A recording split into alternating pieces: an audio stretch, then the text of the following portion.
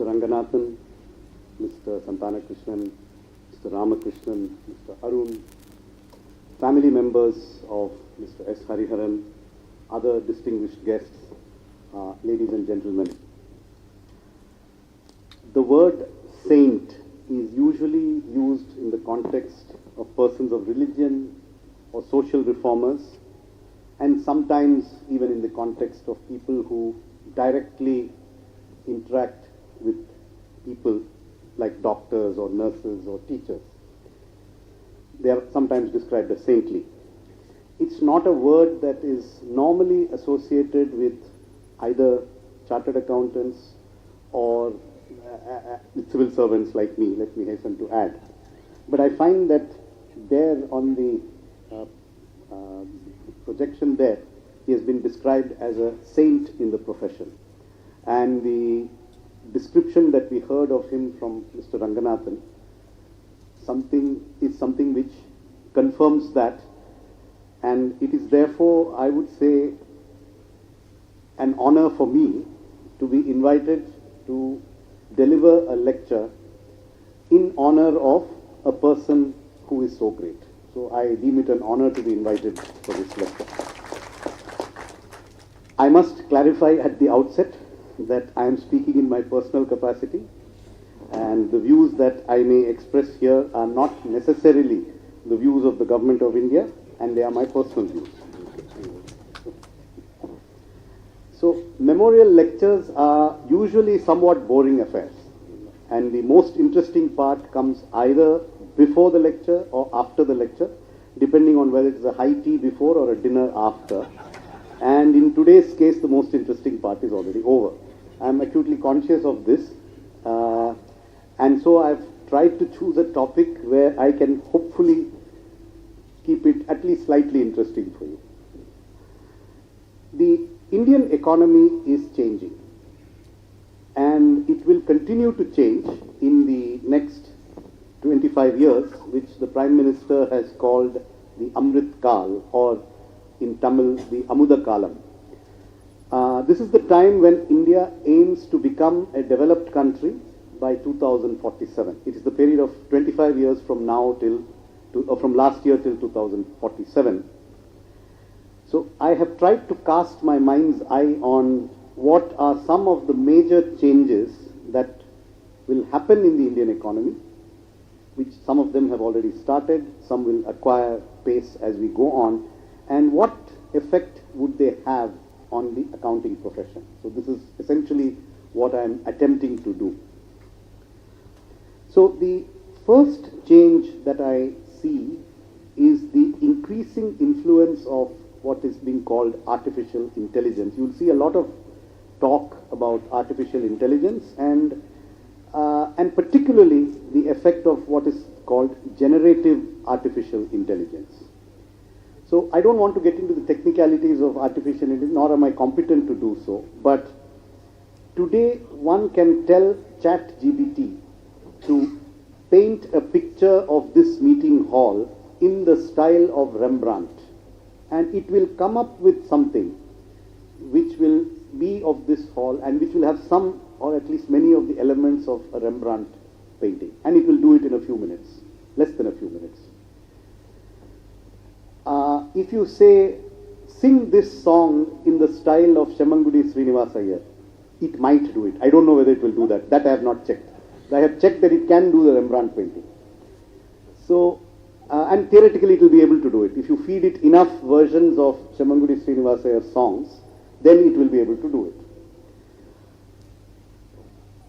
Of course, it is able to do it on the basis of studying a vast amount of available past material.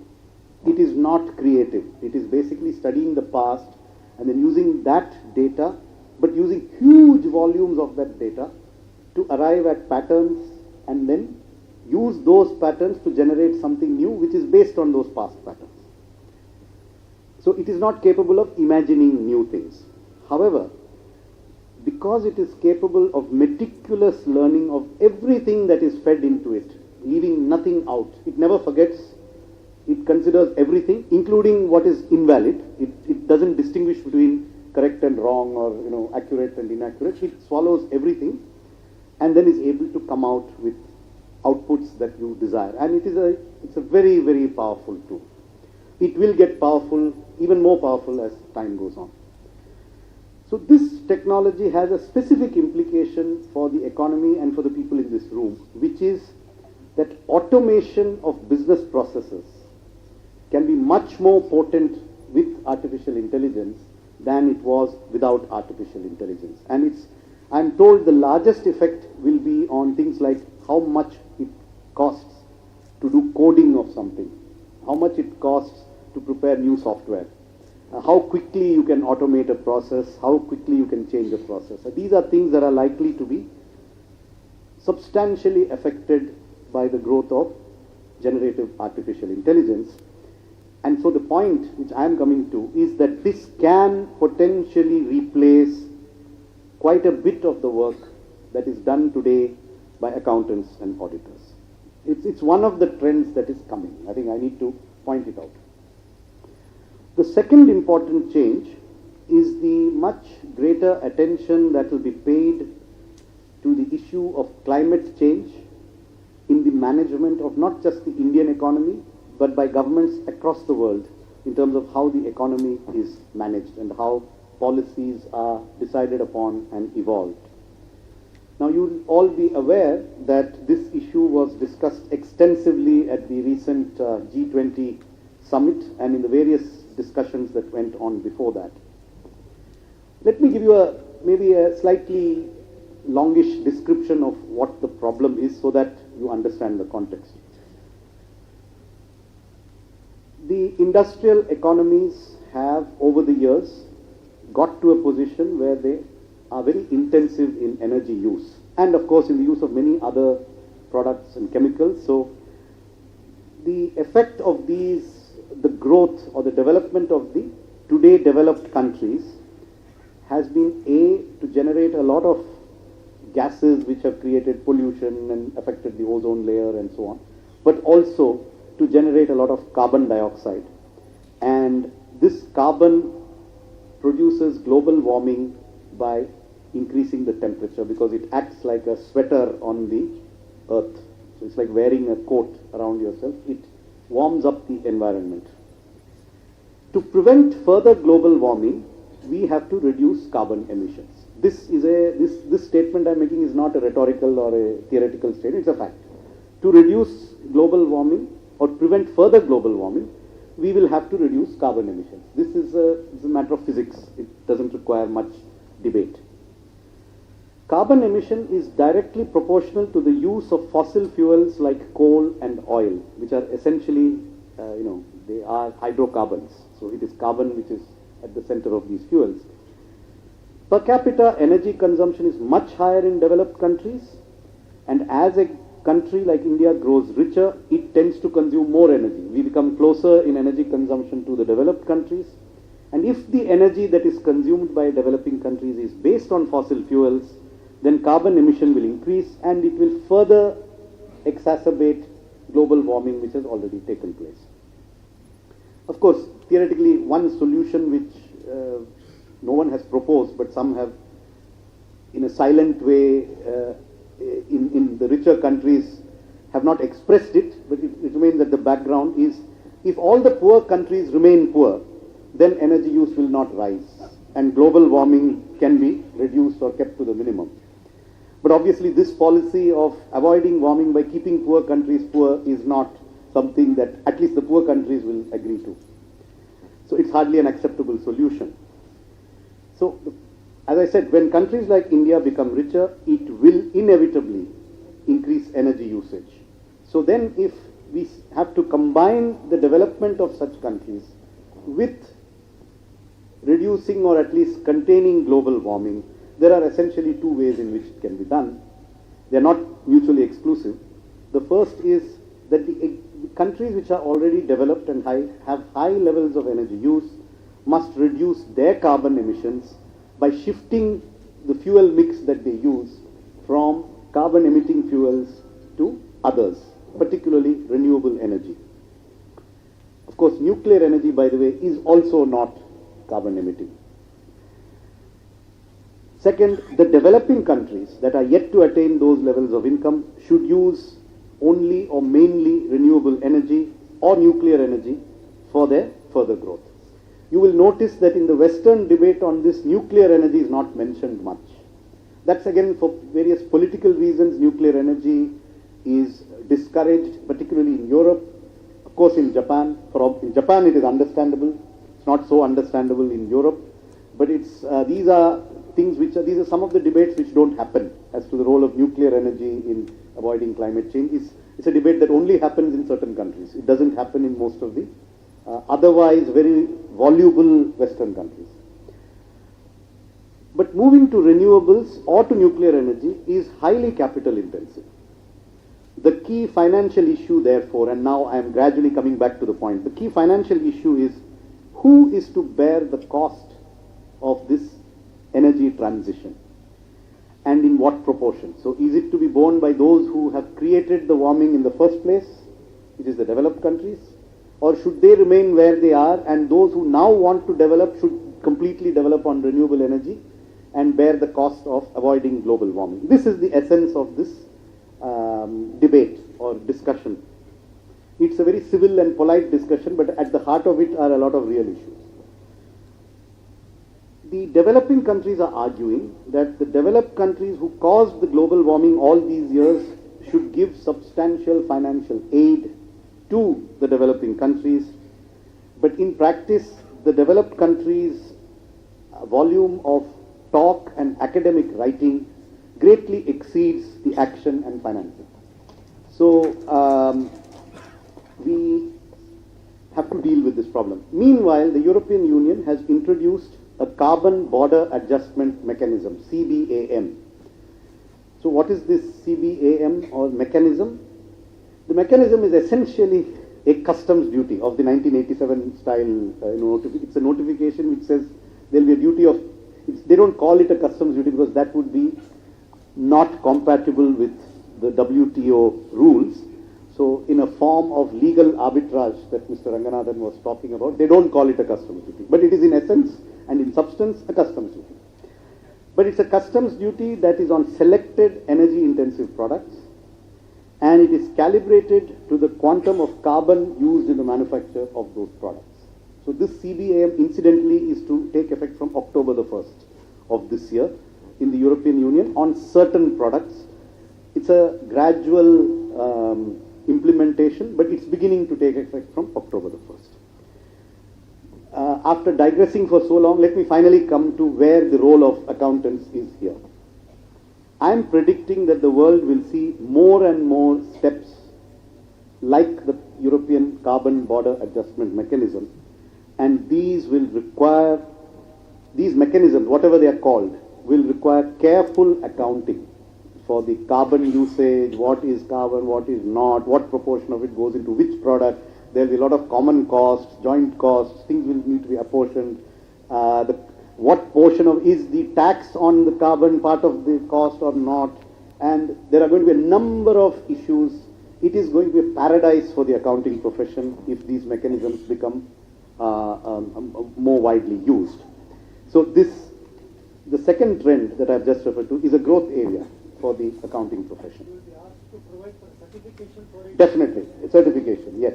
And to do the certification, you will have to calculate it. You will have to account for it. So you first account for it, then audit it, then certify it, and hopefully do it in a true and fair manner. So all of this will have to come. Okay. The third economic trend which I can foresee is an expansion of credit, by which I mean lending, in the Indian economy. In India, credit to the private sector is approximately 55% of the GDP. In China, it is above 180%. Now, I would not say that the Chinese level is either healthy or desirable. It is not. Let me say that that's not a goal that we should seek. However, one can argue that India's level is too low and that perhaps it should rise to something like 100 to 120% of GDP, which will accelerate investment and growth, because it will mean that projects which would otherwise not have enough capital to start can start if they get more credit. And this is something that has been identified as an area where India perhaps needs to increase in terms of its credit to GDP ratio. But the challenge is to expand the volume of credit without expanding bad debts or without expanding what are politely called NPAs, which used to be called doubtful debts, now are called NPAs. So these have to expand. So credit has to expand, but if you have a disproportionate expansion of NPAs, then this cycle will quickly grind to a halt, and you will come back to a situation where banks have no money to lend. Expanding credit is very easy. Being in the government, I know this. But expanding it with good credit quality is very difficult. So this is the twin problem that we have. We want to expand it with good credit quality. If credit is to expand without bad and doubtful debts, then accountants and auditors have a critical role to play. Their role will be in ensuring truly true and fair accounting, not just by banks, but also by borrowers. So true and fair view of things on the borrower side, and a true and fair view of what is happening in the bank and in the NBFCs and in the financial institutions. This will be absolutely critical if India is to have a calibrated expansion of credit in the economy without stoking up problems. If you create an expansion of credit, follow it by an expansion of bad debts, then the credit expansion will grind to a halt, and then you will not get what you intend to get. So this expansion of credit will expand the demand for accountants if the job is done well. Otherwise, it will grind to a halt, and then the demand will go away. So this is something which is the third trend. The fourth trend that I foresee is a major expansion in the number of income taxpayers, and I expect this. Remember, India's population growth is now tapering off. What is not very well known is there are fewer children in Indian schools today than 10 years ago. So at certain levels of population, we are actually declining. So India is not an ever-expanding population. There are fewer school children today than 10 years ago. The stage is coming where some schools will have to be closed because there are not enough children justifying their existence. But as India becomes richer, the number of income taxpayers, despite the population plateau, will increase continuously for many years to come at least the rate of GDP growth, and depending on what we do with the exemption brackets, it will grow probably at least at the real GDP growth rate, and if we don't expand the brackets, it may grow at the nominal GDP growth rate. So I foresee an annual expansion of at least 6 to 7% minimum in the number of income taxpayers over the next quarter of a century. And this too will obviously increase, as Mr. Ranganathan very poignantly pointed out, the demand for good accountants either in industry or in practice. The fifth trend which I foresee is again not very difficult for you to grasp. It will be an increase in the number of listed companies. And these listed companies obviously have much enhanced compliance requirements as opposed to non-listed companies. And you may also see a greater level of corporatization of companies vis-a-vis sole proprietorships and partnerships. These two are demand-creating trends as far as the accounting profession is concerned. The sixth trend which I foresee is an increase in India's influence in other developing countries. So today India is the world's most populous country. We are not the second most populous country anymore. We are the world's fastest growing major economy. Regardless of which GDP figure you believe, we are the fastest growing. So you can have different versions of GDP, whichever calculation you take, we are the fastest growing, largest economy without any dispute.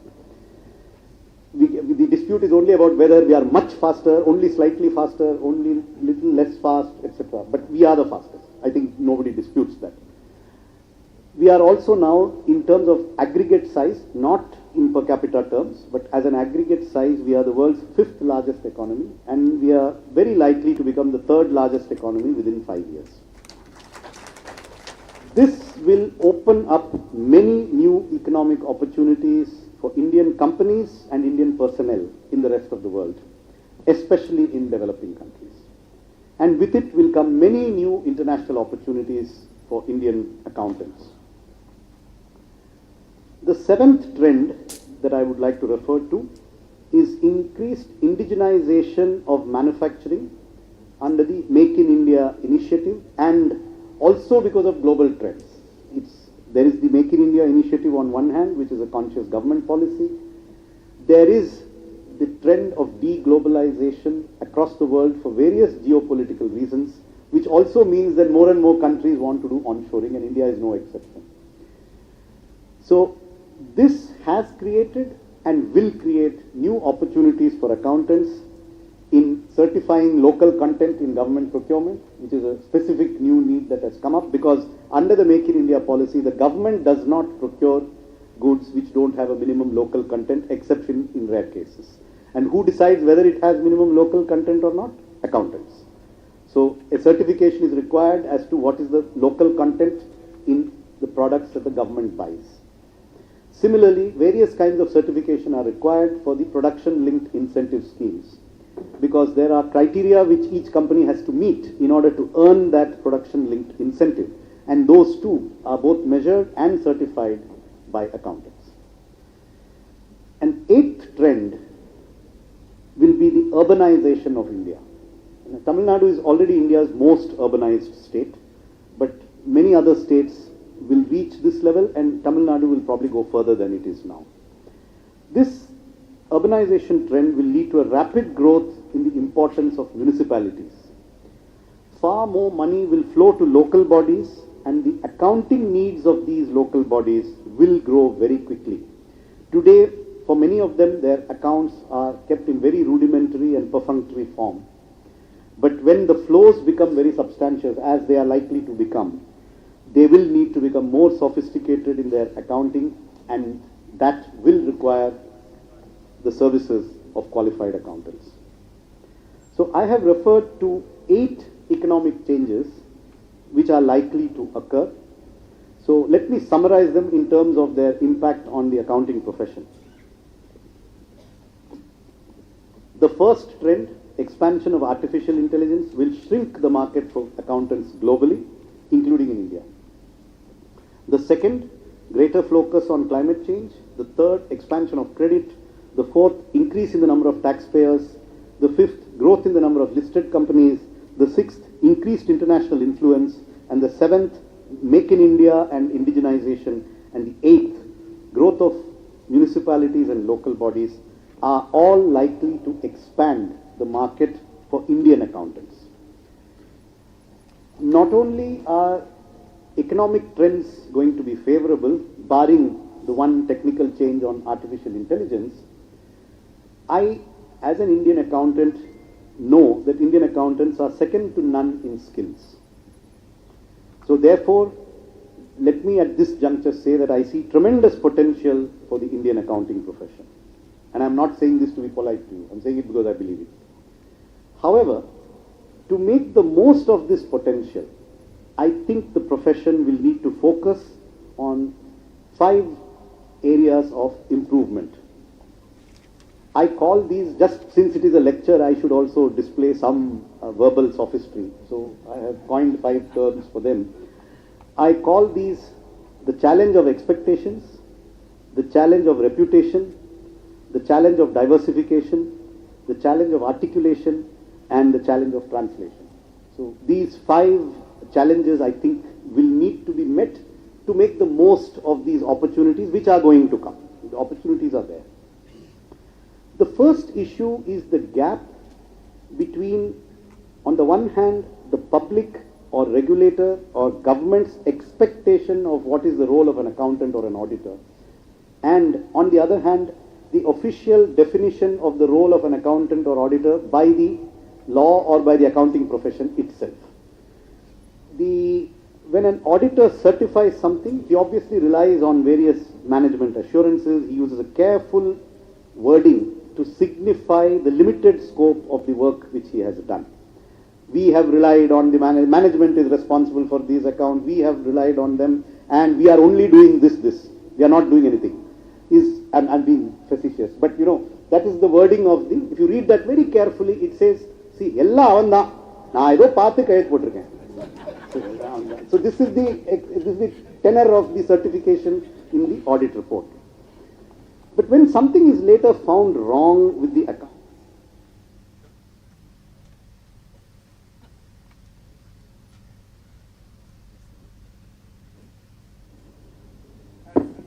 yeah, when something is found wrong with the accounts, regardless of this disclaimer type certificate, the reputation of the profession still gets affected and damaged in the eye of the public.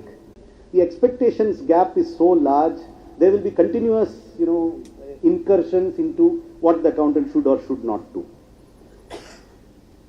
So there is a gap in the expectations. Somewhere this gap will have to be addressed, and I don't know how to address it. I'm just leaving you with the thought that there is a gap and it needs to be addressed. The second issue is of trust and reputation. Trust in accountants needs to improve. But let me give you an example. Recently, a firm known for both its accounting and consulting services was involved in an assignment for the Ministry of Finance. While doing a consultancy assignment for the government, they shared confidential information on what was going on in the government with certain other clients of theirs in order to help them make a pecuniary gain. This has actually happened. Now, let me just throw it to you. Any guess as to the name of the company? Okay, good. So it happened in Australia, not in India. And the firm is not some, I'm making up these names. It's not Chellasamy and Chowdhury or Raghavaiah and Rathore. No, it was PricewaterhouseCoopers in Australia. So this is what has happened. It's a very recent, well-known case. When it happens in India, we don't detect it also. That's true. That's true. I fully agree. So this problem is not confined to India. But if India is to be a world leader, we cannot console ourselves by saying that they are all equally bad, or we are just as bad as everyone else. That's not going to be enough if we want to be world leaders. A stronger adherence to professional ethics will be crucial in improving the reputation of the accounting profession. Now, of course, accountants are part of the society they live in, and if many of the clients are unethical, there are limits to what a professional can do. I do understand that. I mean, I live in the real world, and I know that there are unethical people in government, there are unethical people in tax departments, there are unethical people in regulators. So I understand the atmosphere in which you function. But nevertheless, I am flagging this issue. That I also know that in recent years, many new regulatory burdens have been added to the accounting profession, and I do sympathize with the challenges that they may pose to you. I am not competent to suggest solutions to this issue. I can only say this: an increase in the demand for accounting professionals will partly depend, or in fact substantially depend, on an increase in the reputation of the accounting profession. This, I think, is now, how to surmount this gap, expectations gap, reputation, is something that you will be better able to think through than I would be sitting in the government. I would therefore suggest, and this is a genuine and practical suggestion, that you yourself should come up with ways of doing this. How do we address this issue, the practical issues of ethics and so on, including methods for insulating yourself from wrongful pressures and strengthening audit independence. How can this be done? I may not know the answer. You will probably come up with a more workable answer than I can think of sitting in the government. Now, of course, some of your thoughts may need government action, in which case please propose them to us, informally, formally, write to us, advocate for them. But if you do that internal cogitation and come up with how to improve ethics in the profession practically, I'm not saying on some, I think writing a longer code of ethics or saying we should swear this doesn't work. We have to be very practical about this. Now, how will this happen? I don't know. So I confess that I don't know, but I would like to hear from you. And when I say me, I'm just saying that officers of the government, if you start making suggestions, somebody will hear them. As the example he gave of the tax executives forum, that they called up to say, what is this? Somebody will call up if they see good ideas being advocated. So I think that is something which I would request you to do. The third issue is consultancy. And it is the issue of diversification into consultancy. Too few of the Indian firms do management consultancy work. Even consultancies awarded by the government and by the public sector go to only a select few consulting firms. May I suggest some deep thinking among these non-select, non-few to think about what can be done to create more good quality Indian firms with consultancy practices, with substantial consultancy practices, so as to reduce the oligopoly in the consultancy business. There is an oligopoly in the consultancy business. It is neither good for the country nor is it good for the profession.